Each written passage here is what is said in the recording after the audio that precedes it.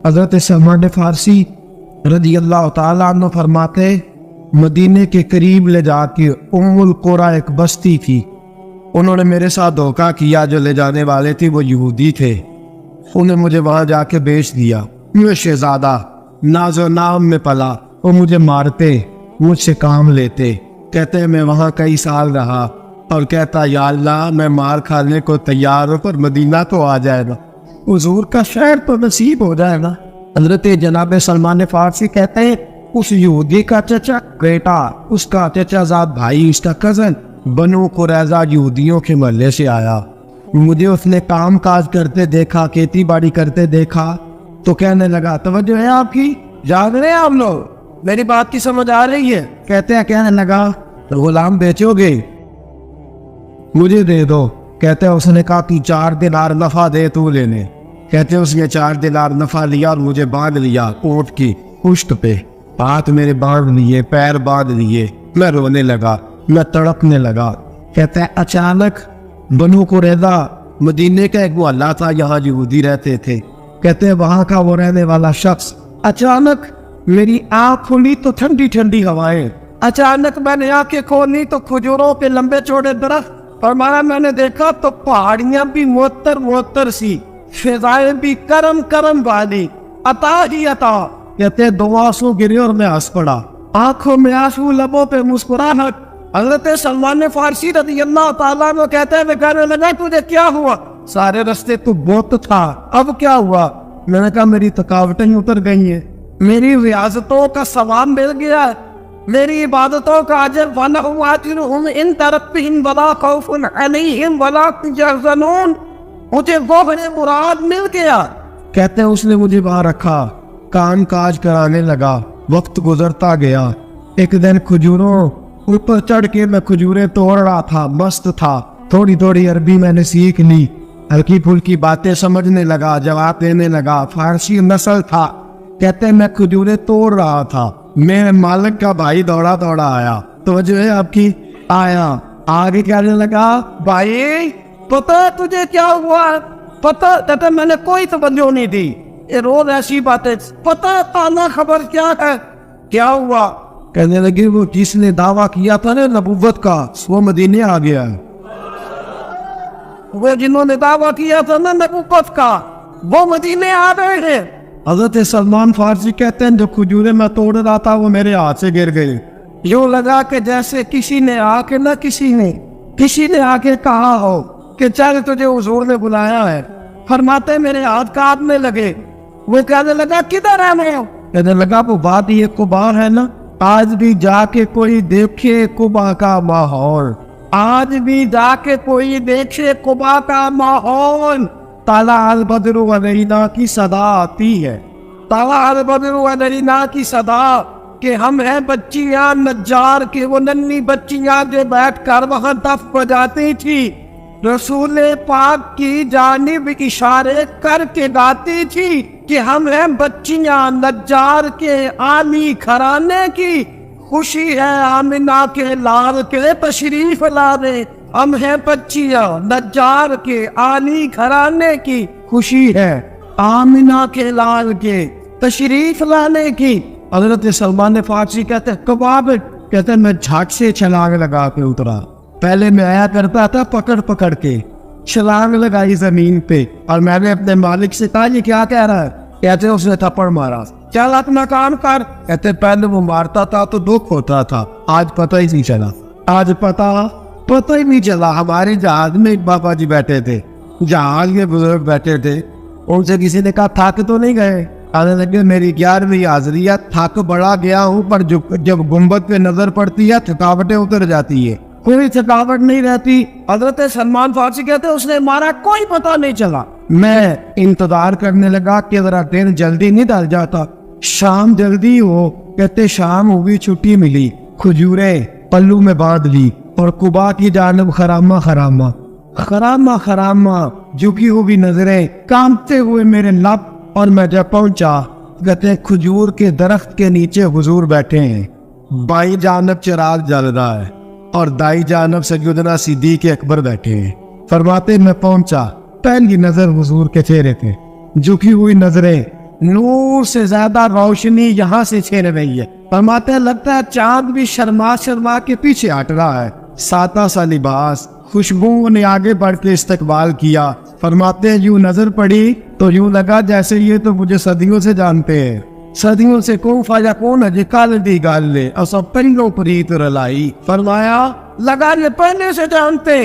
فرماتے حضور نے مسکرا کے فرمایا آئیے آئیے اتنے جملے. فرماتے میں بیٹھ گیا, کھجوریں نکال کے دی اور میں نے کہا حضور صدقے کی ہے.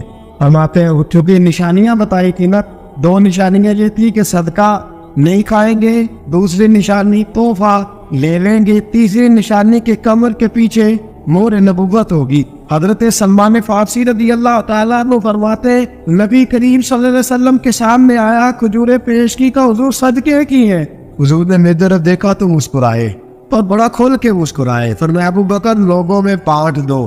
فرماتے چہرہ میری طرف ہے, باتیں ابو بکر سے ہو رہی ہیں.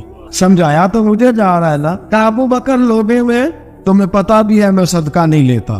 کہتے ہیں ایک نشانی پوری ہو گئی, دودھ کا پیالہ آیا, ایک گھونٹ مصطفیٰ نے لگایا, باقی سارا ہی مجھے عطا فرما دیا. باتیں موجیں لگ گئی, میری موجیں ہی لگ گئی. ساری رات تو نیند نہیں آئی لذت میں, اور اگلا سارا دن نیند نہیں آئی شام کے انتظار میں. کہتے ہیں پھر شام ہوئی, پھر پلوں میں کھجوریں باندھی, پھر خرامہ خرامہ چل پڑا. فرماتے سارے مل مل کے جا چکے ہیں, پتہ نہیں حضور کس کا انتظار کر رہے ہیں. سارے جا چکے, شام ہو گئی. میں پہنچا, بیٹھا سامنے, میرے مصطفیٰ نے دیکھا, فرمایا آئیے. میں نے کھجوریں کھولی, نکالی, میں نے کہا حضور تحفہ ہے. فرماتے حضور کھول کے مسکرائے. گویا حضور میری سوال کا جواب دے رہے ہیں کہ مجھے پتا ہے تو کیا کر رہا. کھول کے مسکرائے, کھجور نکالی, کھائی, دوسری بھی کھائی, تیسری بھی کھائی. فرماتے مجھے یاد نہیں 10 کھائی کہ 11 کھائی. میرا لایا تحفہ حضور نے استعمال فرمایا. فرماتے میرا جی نہ کرے آنے کو, دل نہ کرے, لیکن مجبوری تھی, غلام تھا, لوٹ آیا واپس. اگلے دن حضور آ گئے جہاں آج مسجد نبوی ہے, جنت البقیع جہاں قبرستان ہے, وہاں حضور بیٹھتے. فرماتے میں شام کو چلا تو دل میں خیال آیا مہر نبوت کیسے دیکھوں گا. 2 نشانیاں تو پوری ہو گئی, تیسری کیا ہے؟ سارے بولے. فرماتے ہیں وہ ہے 2 کندھوں کے درمیان. کیسے جرأت کروں گا کہ حضور دکھائیں, کیسے کہوں گا کہ سو رہا مہر دیکھنی ہے. کہتے ہیں پھر دعائیں کرنے لگا دل ہی دل میں, یا اللہ ہوا چلا دے. دل ہی دل میں نا ہوا چلا دے مولا, اور حضور کی کمیر مبارک ہٹ جائے, میں مہر دیکھ لوں. کبھی دل میں خیال آیا کوئی صحابی آ کے کہے حضور کمر کو ہاتھ لگانے کو دل کرتا ہے. کبھی خیال آیا کہ حضور خارج کرنے کے لیے ذرا دستے مبارک پیچھے کرے, کوئی تو بات بنے. فرماتے سارے رستے میں منصوبہ بندی کرتے آیا, لیکن کیا خبر تھی مجھے کہ ساری باتیں تو مصطفیٰ کے پاس پہلے سے موجود ہوتی ہیں. فرماتے ہیں میں گیا, توجہ ایسا تھیا, کہتے میں گیا حضور کے سامنے بیٹھنے لگا. حضور نے فرمایا سلمان پیچھے آ, یہ تیری جگہ نہیں, تو پیچھے آ. فرماتے میں وہاں سے اٹھا, پیچھے گیا. جیسے ہی میں پیچھے گیا حضور نے قمیض پکڑی, مہر نبوت اٹھائی. میں نے کھول کے دیکھا, کھول کے چوما, کھول کے پیار کیا. پھر حضور نے بازو تھاما, فرمایا پاس بھی کر. فرمایا نبی کریم کے قدموں میں سر رکھا اور میں پھوٹ پھوٹ کے رویا. میں نے کہا سونیا میری حیات کا افسانہ نہ پوچھنے والوں, کہیں کہیں سے یہ قصہ پڑا ہوا جائے گا. سونیا میں اصفہان سے چلا تو شام آیا, آقا میں شام سے چلا تو موصل پہنچا, موصل سے نصیبان آیا, وہاں سے میں تموریا آیا. حضور پھر میں بکا, میں نے کسی کے جانوروں کو چارہ ڈالا, کسی کے گھر میں صفائی کری, کسی کے جوتے صاف کیے, کسی کے کپڑے دھوئے. بیک بیک کے آیا ہوں, بیک بیک کے پہنچا ہوں, مجھے جم کے قدم چومنے دے. حضور مجھے آج جی بھر کے زیارتیں کرنے دے. فرماتے حضور نے اٹھایا, اور جب میرے رسول نے میرا ماتھا چوما, حضور نے جب میری پیشانی پہ بوسہ دیا, تو فرماتے ہیں پھر میں نے پڑھا کلمہ لا الہ الا اللہ محمد رسول اللہ صلی اللہ. فرماتا پھر میں جانوں, اور حضور لوگوں کی چیخیں نکل گئیں, لوگ رو پڑے. ایک بزرگ اٹھے, کہنے لگے عمر جب سے سلمان آیا ہے یتیم بچیوں نے کہنا شروع کر دیا ہے کوئی ہمیں یتیم نہ کہے۔ جب سے سلمان آیا ہے بھوکوں نے کہنا شروع کر دیا ہے کوئی ہمیں بھوکا نہ کہے۔ جب سے سلمان آیا ہے بے آسرا لوگوں نے کہنا شروع کر دیا ہے اب ہمارے پاس بہت بڑا آسرا ہے۔ جب سے سلمان آیا ہے بے گھروں کو گھر مل گئے ہیں۔ کہا وہ لاچار بیمار جن کے قریب کوئی نہیں جاتا تھا سلمان انہیں پاس بٹھا لیتا ہے۔ خدا را ہمارا گورنر نہ بدلیے گا۔ حضرت سلمان فارسی کھڑے ہو گئے، کہنے لگے میں بوڑھا ہو گیا ہوں، اب میرے اندر طاقتیں نہیں رہی۔ خدا را کبھی ایسا ہوا ہے کوئی حکمران جائے تو لوگ روئے؟ رو رو کے لوگوں نے کہا خدا را ہمارا گورنر نہ بدلا جائے۔ حضرت عثمان نے کہا مجھے معاف کر دو، میں ایسے آدمی کا نام پیش کرتا ہوں جو مجھ سے بھی بہتر ہے۔ کون؟ کہا میں حضرت سعد بن ابی وقاص کا نام گورنر کے لیے پیش کرتا ہوں۔ حضرت اب وہ لوگ پتہ کیا کہنے لگے مدائن کے، کہنے لگے جی بالکل ٹھیک ہے ہمیں وہ گورنر منظور ہے، پر ہماری ایک شرط ہے، ہم ان کی گورنری تب قبول کریں گے جب آپ مستقل رہائش مدائن میں رکھیں گے، ہم آپ کو یہاں رہنے نہیں دیں گے، آپ کو وہیں رہنا پڑے گا۔ اتنی محبتیں، اتنا پیار۔ حضرت سلمان نے کہا نہیں، میں تو آخری وقت مصطفیٰ کے مدینے میں گزاروں گا، میں تو حضور کے شہر مقدس میں اپنا وقت گزاروں گا، میں نہیں جاؤں گا۔ وہ لوگ اتنا روئے کہ حضرت فاروق اعظم بھی رو پڑے۔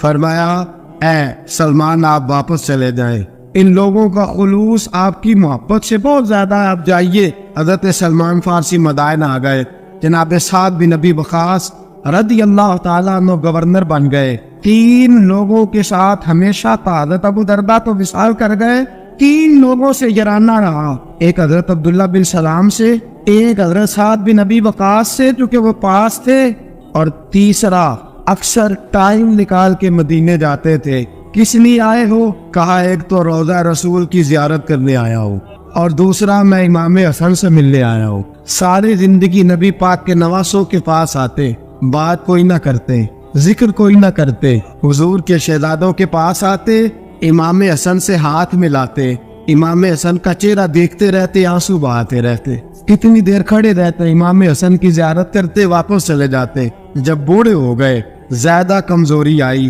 تو حضرت سعد بن ابی وقاص کو پیغام دیا، کہا کسی طریقے مدینے پیغام بھیجیے اور امام حسن سے کہیے میں آپ کے نانا کا نوکر ہوں، طاقت نہیں رہی اب چل کے مدینے آ سکوں، عمر مجھے پابند کر گئے تھے کہ میں نے، حضرت عثمان کا دور آ گیا کہ میں نے اب مدائن میں وقت گزارنا ہے، اگر ہو سکے تو آخری بار ایک بار مجھے آ کے مل تو جائے۔ امام حسن آتے ہیں تو مجھے لگتا ہے جلوہ مصطفیٰ کی زیارت ہو گئی ہے۔ حضرت سعد بن ابی وقاص نے پیغام بھیجا، امام حسن وہاں سے چلے مدائن آئے۔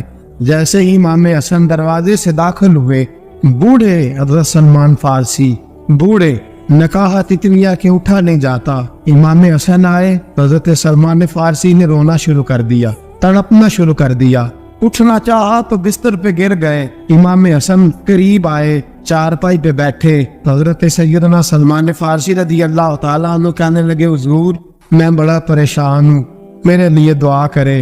امام حسن کہنے لگے میں جوان ہوں، آپ بوڑھے ہیں، دعا آپ کو کرنی چاہیے۔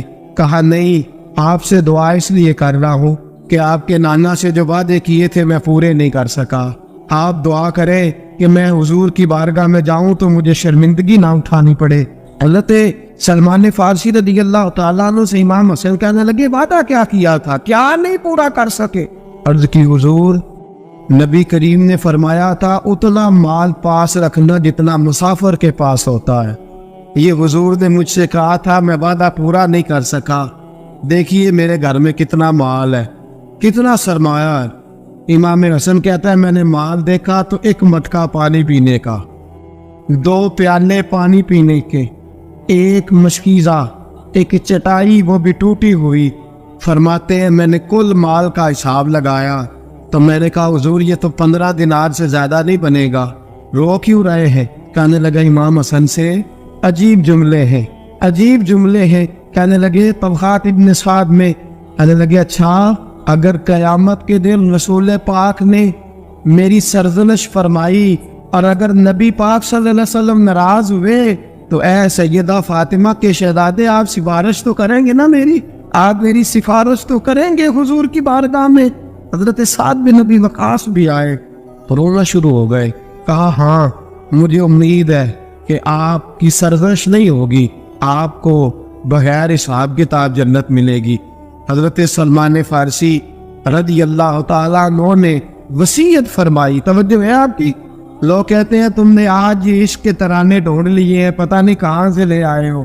وصیت فرمائی امام حسن کو، آنے لگے حضور میں پرانا نوکر ہوں اور میں نے اپنی نوکری کرنے کی کوشش کی ہے، اب میں بچوں گا نہیں، اگر میں مر جاؤں تو میری خواہش ہے کہ سیدہ فاطمہ کا بیٹا میرا جنازہ پڑھائے، آج نہیں بعد مرن دے مکھڑا میرا ہو جاوے جے تازہ، سمجھ لینا محبوب میرے نے آن پڑھیا جنازہ۔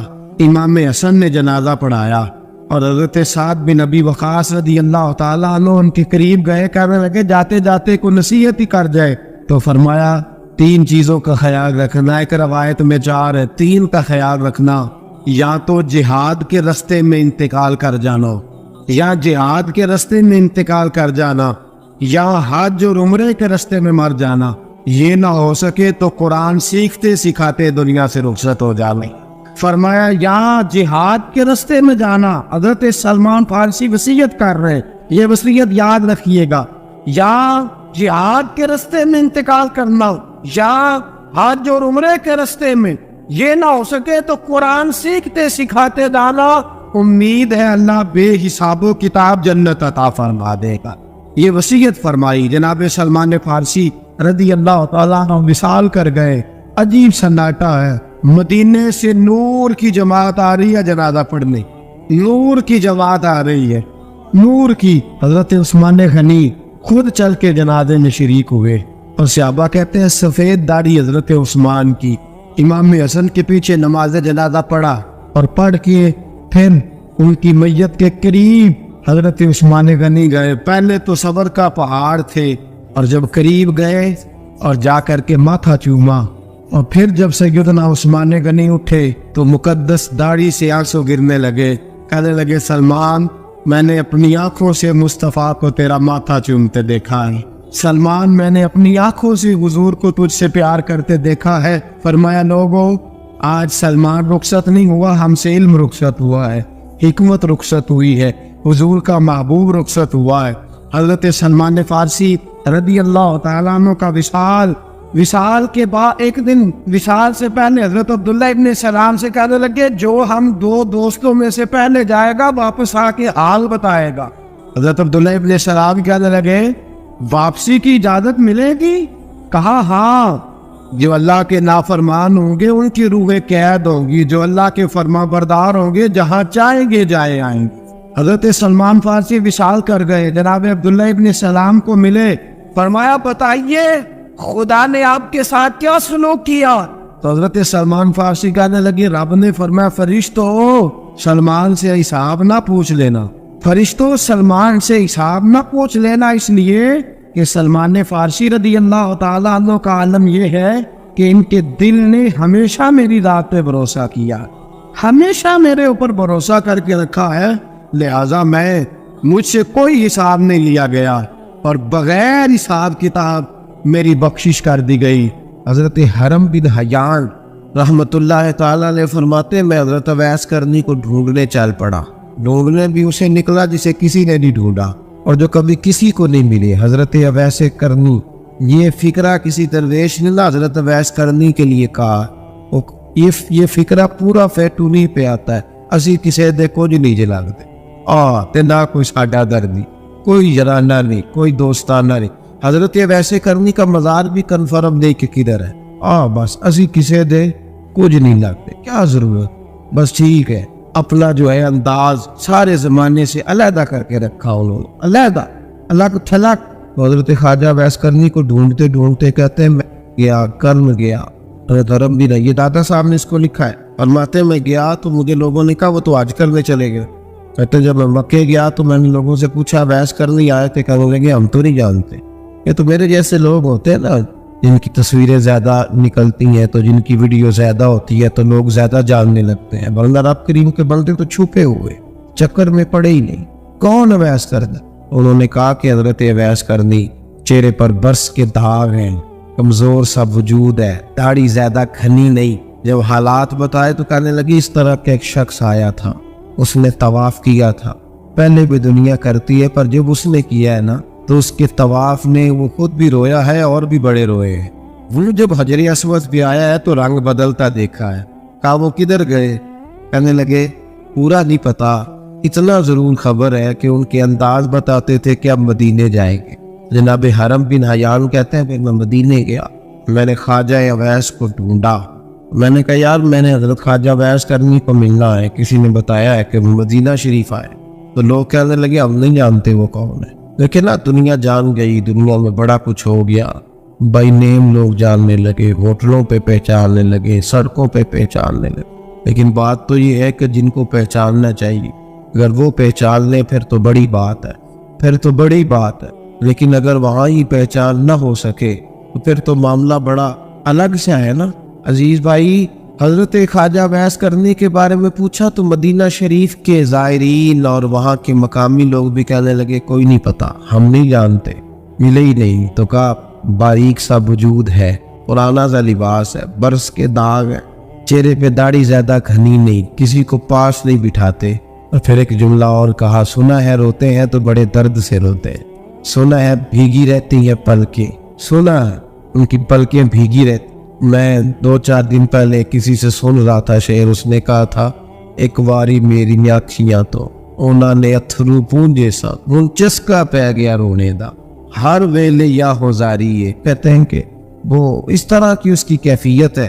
کہتے ہیں میں نے کہا یار وہی تو اویس کرنی تھے، کدھر گئے؟ کہنے لگے کوئی خبر نہیں، جب وہ آئے ہیں تو ان کے آنے کا انداز ہی نرالا تھا، سسکیاں اور آہیں نکل گئیں اس شخص کی جب وہ مدینے آیا۔ حضرت حرم بن حیان کہتے ہیں میں ڈھونڈتا رہا، تلاش کرتا رہا، پھر میں ان کو ڈھونڈتے ڈھونڈتے عراق میں آیا تو نہر فرات کے کنارے ایک کمزور سے آدمی کو ریت کے ٹیلے پر بیٹھ کے وضو کرتے دیکھا۔ کہتے ہیں جب ان کا وضو مکمل ہوا تو میں نے کہا السلام علیکم، کہتے انہوں نے چہرہ نہیں پھیرا، وہیں بیٹھے بیٹھے کہنے لگے وعلیکم السلام یا حرم بن حیان، یا حرم بن حیان وعلیکم السلام۔ کہتے میں نے کہا کہ من انت، آپ کون ہے؟ تو کہنے لگے وہی ہو جسے تم مکے اور مدینے ڈھونڈتا رہا۔ تو کہتے میں نے کہا حضور آپ میرا نام کیسے جانتے ہیں؟ بڑا خوبصورت جملہ ہے، اللہ کرے آپ کو یہ یاد رہے، سبق کبھی نہ بھول، یہ سبق کبھی نہ۔ بابا صاحب کے مزار پہ گئے تو خالی آ گئے، داتا صاحب گئے تو خالی ایسے ہی چلے تھے، ہم فارغ لوگ تھے، کوئی کام نہیں تھا کہ بابا فرید کی گلیوں میں گھومتے رہے، ہم فارغ تھے کہ 2 بجے حضرت سلطان بابو رحمت اللہ علیہ کی جالیوں کے سامنے کھڑے رہے، ہم کو پتھر چاٹنے والے لوگ تھے کہ آدھی رات بیت گئی اور ہم بزرگان کرما والا شریف کھڑے رہے۔ یہ کیسے ہو گیا کہ محدث اعظم کے مزار پہ کھڑے رہے؟ ایسے ہی کوئی بات تھی؟ حضرت اویس کرنی بول کر فرمانے لگے، کہنے لگے کیا کہا تو نے کہ میں تجھے کیسے جانتا ہوں؟ فرمانے لگے تو مجھ سے پیار کرتا ہے، عارف تو روحی من روحی کا، میری روح تیری روح کی جاننے والی ہے، یہ روحوں کا رشتہ ہے، یہ خطا نہیں جایا کرتا۔ عارف تو روحی من روحی کا، میری روح تیری روح کو جانتی ہے۔ یہ کیسے ہو گیا؟ کوئی ایسے لوگ تھے تو اتنی جگہ مجھے تلاش کر آیا اور میں تجھے جانوں نہ؟ یہ کیسے ہو سکتا ہے؟ یہ کیسے ممکن ہے؟ تو ڈھونڈتا رہا گلی گلی اور میں کہوں کہ میں تجھے جانتا نہیں؟ فرمایا حرم بن حیان میں ہاں میں دعا کرتا ہوں اللہ کی بارگاہ میں کہ رب کریم مجھے اور تجھے جنت میں اکٹھا کر دے۔ کہتے ہیں جب انہوں نے یہ دعا کی تو وہ چل پڑے۔ میں نے کہا حضور کہاں جا رہے ہیں؟ فرمانے لگے میرا پیچھا نہ کر دو، میں کسی اور منزل کا مسافر ہوں، اور جس رستے میں چل رہا ہوں نا ان منزلوں پہ ساتھ نہیں کسی کو لیا جاتا، یہ میری اپنی ذاتی منزل ہے، اس پہ پاؤں پہ چھالے ذرا سخت ہوتے ہیں، ہر آدمی کا کام نہیں یہاں چلنا، تو مجھے تنہا رہنے دے اور مجھے اپنی مرضی سے چلنے دے۔ کہتے میں نے منت کی تو کہنے لگے بس انہیں جدوجہد بڑی کی تھی تو تیرے ساتھ ملاقات کر لی، تجھے پہچان لیا، تیرے ساتھ بات کر لی، ورنہ میں کہہ چکا ہوں اسی کسے دے کچھ نہیں لگ دے۔ اسی لیے میں نے حضرت غالباً امام شورانی رحمت اللہ علیہ کے حوالے سے پڑھا ہے کہ قیامت کے دن جب حضرت اویس کرنی جنت میں جائیں گے تو ممکن ہے اس وقت بھی لوگوں کو دیدار نہ کرایا جائے، بلکہ امام شورانی کہتے ہیں اللہ 70,000 فرشتے ان کی شکل کے پیدا فرمائے گا اور ان کے جھرمٹ کے اندر چھپا کے انہیں جنت میں داخل کرے گا۔ ملاقات کس سے ہوگی؟ صرف انہی سے ہوگی جن کے لیے انہوں نے زندگی گزار دی۔ یا خدا سے ملیں گے یا مصطفیٰ کریم سے ملیں گے، یہ بھی لوگ تو محبت کریں، صالحین کا پیار، نیک لوگوں کی محبت، صالحین کی محبت رستہ آسان کر۔ کوئی شک نہیں کہ زمانے میں سارے لوگ اچھے نہیں ہوتے، برے لوگ بھی آئے ہیں مارکیٹ میں، ہوتے ہیں، لیکن 2 4 5 10 بروں کو لے کر کے اس اچھوں کی محبت چھوڑ دیں گے، نیک لوگوں کا ذکر چھوڑ دیں گے، ان کا پیار چھوڑ دیں گے، ان کا تذکرہ پڑھنا چھوڑ دیں گے، ان کے پاس بیٹھنا چھوڑ دیں گے۔ گزشتہ دور میں جو بادشاہ بھی نیک ہوئے نا، وہ بھی صالحین کی محبت کی وجہ سے نیک۔ اورنگزیب عالمگیر اگر کچھ بہتر ہوئے تو اس لیے کہ ملا جیون نیک آدمی سے محبت کرتے۔ مملوک غزنوی کی بہتری کا سبب یہ تھا کہ حضرت سیدنا ابو الحسن خرقانی کے پاس جایا کرتے۔ صالحین کی محبت نے بادشاہوں کے رخ بدلے، بادشاہوں، ان لوگوں کو پیار تھا تو اعلیٰ جہانگیر بادشاہ جایا کرتا تھا خواجہ اجمیر کی آستانے پر۔ لوگ کہتے ہیں کہ بڑے سخت دنوں میں بھی ہم اس کی آنکھوں میں آنسو دیکھا کرتے، درد والی جگہ پہ جاتے تھے نا لوگ تو درد مند ہو جاتے۔ اس لیے صالحین کا پیار کبھی نہ چھوڑے، کبھی نہ چھوڑے میرے بھائی۔ کپڑوں پہ مٹی پڑ جائے نا تو کپڑے دھوئے جاتے ہیں، اتار کے پھینکے نہیں جاتے۔ چیزیں غلط ہو جائیں تو گرد جھاڑی جاتی ہے، اس نظام کو چھوڑا۔ صالحین کا پیار کبھی نہ چھوڑنا، کبھی نہ چھوڑ۔ رب کریم کے بندوں کی محبت اللہ تبارک و تعالیٰ کے قریب کرے گی آپ کو۔ اللہ کے بندوں کی محبت آپ کے اندر جلوے پیدا کر، اور اگر آپ ان کو پڑھیں گے، میں جب پاک پتن شریف جاتا ہوں یا کسی مزار پر میں کھڑا ہوتا ہوں تو وہ جو حالات پڑے ہوتے ہیں نا بزرگوں کے، وہ سامنے آتے ہیں کہ یہاں خواجہ نظام